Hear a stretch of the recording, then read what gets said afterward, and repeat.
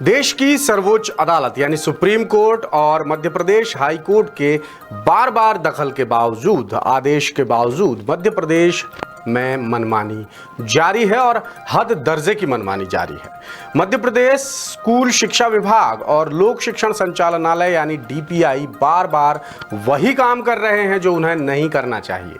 क्यों नहीं करना चाहिए? क्योंकि जो गफलतें वो कर रहे हैं उससे मामला बार बार जा रहा है अदालत की शरण में और हो रहा है हजारों लाखों युवाओं का नुकसान, नियुक्तियां अटक रही हैं। इसलिए ताजा मामला है प्राथमिक शिक्षकों के 18,000 पदों पर हुई परीक्षा से जुड़ा।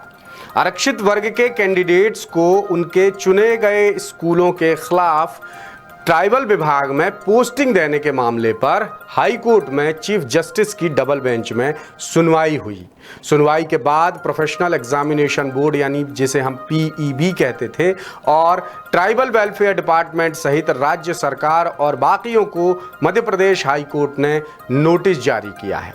याचिकाकर्ताओं की तरफ से एडवोकेट रामेश्वर ठाकुर ने कोर्ट को बताया, कोर्ट में पक्ष रखा कि मध्य प्रदेश में प्राइमरी टीचर्स यानी प्राथमिक शिक्षकों के 18,000 पदों की भर्ती के लिए पात्रता परीक्षा ली गई थी, जिसके बाद सिलेक्टेड कैंडिडेट्स की स्कूल शिक्षा विभाग और ट्राइबल डिपार्टमेंट की ओर से संयुक्त काउंसलिंग भी कराई गई थी।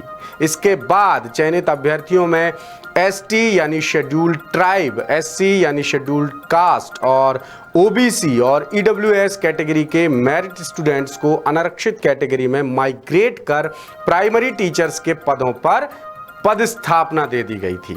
भर्ती प्रक्रिया के दौरान अभ्यर्थियों की ओर से स्कूल शिक्षा विभाग में पोस्टिंग की चॉइस फिल की गई थी, यानी जिसे हम चॉइस फिलिंग कहते हैं, वो की गई थी।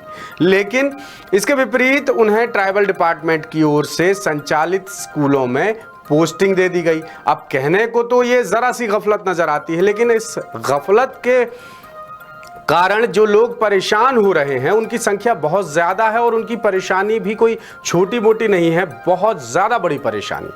बहरहाल 25 नवंबर को जो सुनवाई हुई उसमें अभ्यर्थियों के स्कोर कार्ड समेत दूसरे डॉक्यूमेंट्स हाई कोर्ट में पेश किए गए और इस मामले को और भी गंभीरता से समझने के लिए हमने बात की मामले की पैरवी कर रहे एडवोकेट रामेश्वर ठाकुर से। सुनाते हैं ठाकुर साहब क्या कह रहे हैं।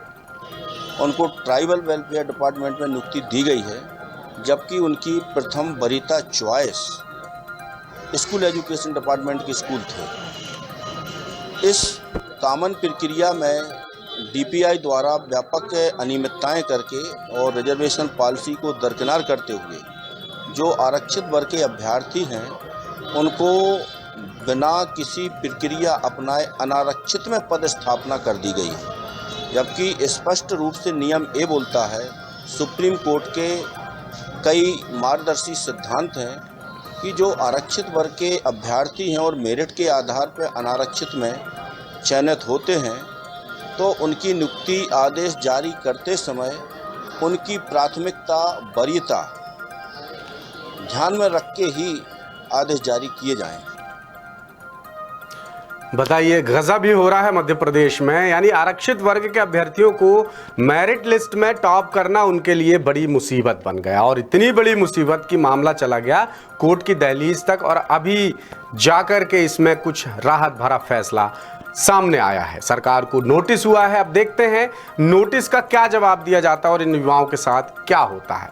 बहरहाल लिस्ट में टॉप करने की वजह से कैंडिडेट्स को आरक्षित वर्ग में पदस्थापना दे दी गई और इस तरह से वो अनारक्षित वर्ग की मेरिट लिस्ट में सबसे ऊपर की जगह सबसे नीचे पहुंच गए। इस तरह पदस्थापना के वक्त उन्हें आरक्षण का फायदा मिला ही नहीं और इस मामले की अगली सुनवाई अब होगी नए साल पर 7 जनवरी 2025 को नई तारीख है इस मामले की सुनवाई के।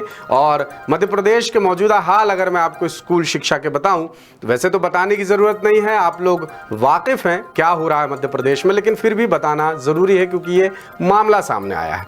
मध्य प्रदेश में फ़िलहाल स्थिति ये है कि तिमाही परीक्षा हो चुकी है। तिमाही परीक्षा के नतीजे बखूबी रहे थे, सबको पता है। 50% से ज़्यादा बच्चे फेल हो गए। वजह सामने आई टीचर टीचर्स की कमी। अब छमाही परीक्षा होने वाले हैं, फिर बोर्ड परीक्षा आएगी और ये कुछ मामले आ रहे हैं जिनकी सुनवाई 7 जनवरी को होगी, 10 जनवरी को होगी, जनवरी में और भी सुनवाई होनी है। तो मान के चलिए कि मध्य प्रदेश में ये जो सत्र है, पहली बार संभवतः ऐसा होगा कि बिना शिक्षकों की भर्ती के ये सत्र बीत जाएगा। ये खबर हमने आप तक पहुंचाई है जबलपुर से हमारे विशेष संवाददाता नील तिवारी के जरिए। इस तरह के और भी अपडेट्स के लिए बने रहिए द सूत्र के साथ, देखते और पढ़ते रहिए daसूत्र.com।